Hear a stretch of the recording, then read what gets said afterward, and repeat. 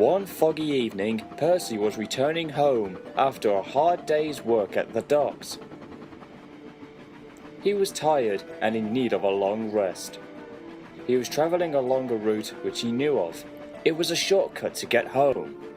Percy knew where he was, even in the dark. It should be long now, for I'm nearing Crow's Farm Crossing.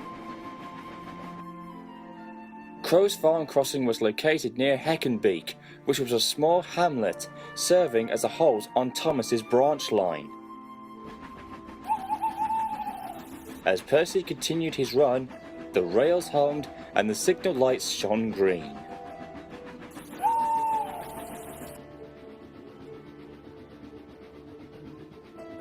Then he heard a whistle that was not familiar to him, followed by a voice echoing in the darkness. Children, children. Percy was confused. He slowed down and whistled back.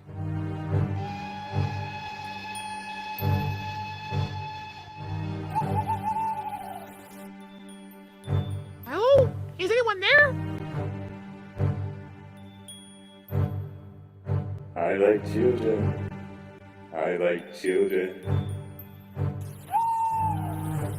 Percy was getting more confused. As he was about to cross Crow's Farm Crossing, he and his crew both gasped in horror as another engine shot out from the fog.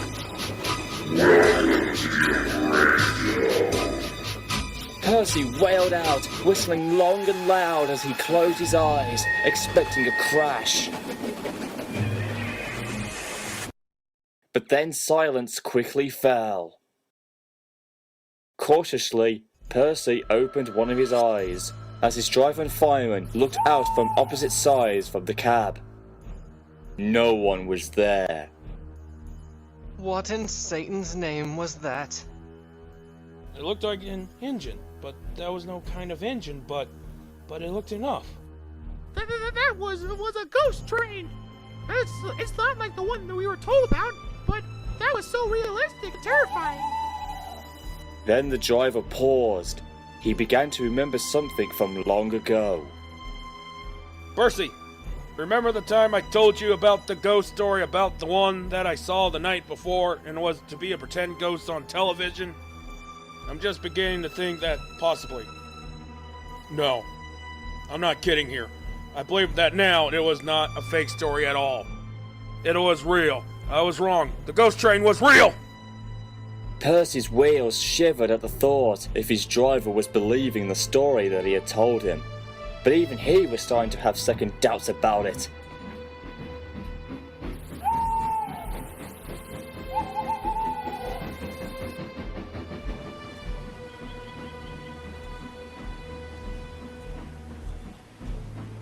And he was still thinking about it when he made it back to the sheds.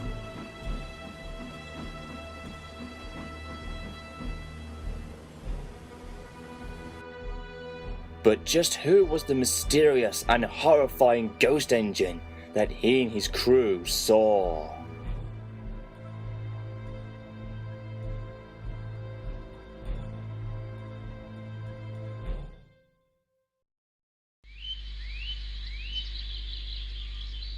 The next morning, Percy was still feeling shocked from last night. All day he kept on thinking about who the ghost train was, and whether or not his driver's story was really true or still made up.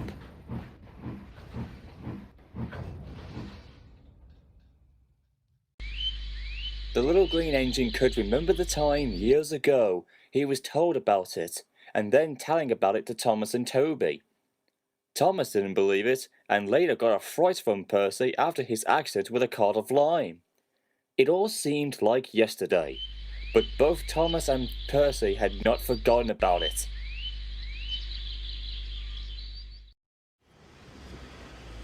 At the sheds, Thomas and Toby were being looked at by engineers. Outside, the weather had changed. The mist had come down, and it was crawling along the rails. At that moment, Percy puffed in after delivering the mail train. But Thomas could see that his friend was not looking his normal self. Percy, are you okay? Silas, you might find this crazy, but it's hard to believe. But I saw a ghost train. But it's not like any other. It's so scary and very demonic, as if it came from the underworld. And when I saw it, it was coming straight at me. And by the time I opened my eyes, it was gone. That's some story. And most of all over the top. A ghost train that looks demonic? That's mostly something you'd see out of a horror movie. Did you get a good view of it? What did he look like? I couldn't tell. It was happening so fast. Surely your mind was only playing a trick on you. Or perhaps you're remembering about the event years ago when you pulled off that ghost prank on me when you were pretending to be the ghost train from that made-up story your driver told you. That's just it, Thomas. Remember when my driver told me about that story? He now thinks that it's real. And the ghost train does indeed exist. Wait. This was all made up. And now years later, your driver's changing it to thinking it's real. Come on, Per. See, ghost stories are there for a reason. They're there to give us a scare, and not like in scaring us to death or something. You can all go on about this, but that ghost train story that I told Percy a long time ago seems to come back and haunt me. What do you mean? The story that I told was for real. When I was looking through the documents of past accidents and incidents, I stumbled across one that had not been looked at in a very long time. The records showed about an engine who had a tragic crash and left behind a haunting story that was only have been recently told. The event happened a long time ago, way before Thomas, Percy, and Toby came to the railway. The train was taking passengers home when, according to the reports from the investigators, its brakes failed and the engine continued on going until it ran off a cliff, which was where the viaduct was built many years later. The engine crashed, killing everyone. But as the decades went by, witnesses claimed to have seen a ghost train running along the anniversary of its accident. Even I saw it, but I got a better look and saw its face. The engine had a very cold presence, one that I never felt before. He had an evil and demonic look that only the devil himself could describe. The engine had a number 0 on his side with 6 small wheels and was painted silver. An engine with 6 wheels, painted silver, and the number 0. Who was he? The engine's overall appearance was just like you, Thomas. And his name was Timothy.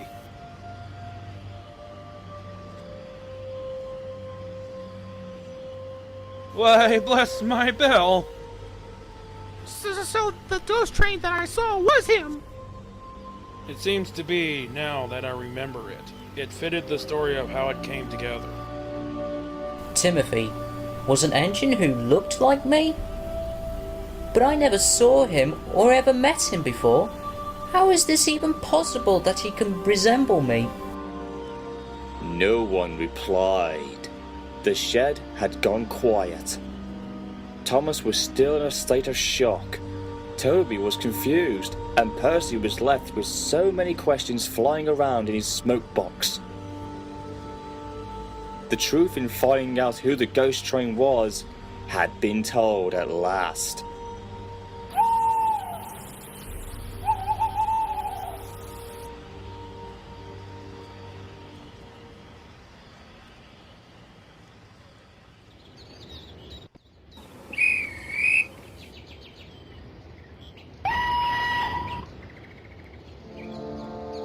The next day, things on the branch line ran as normal. Thomas, Toby and Daisy took passengers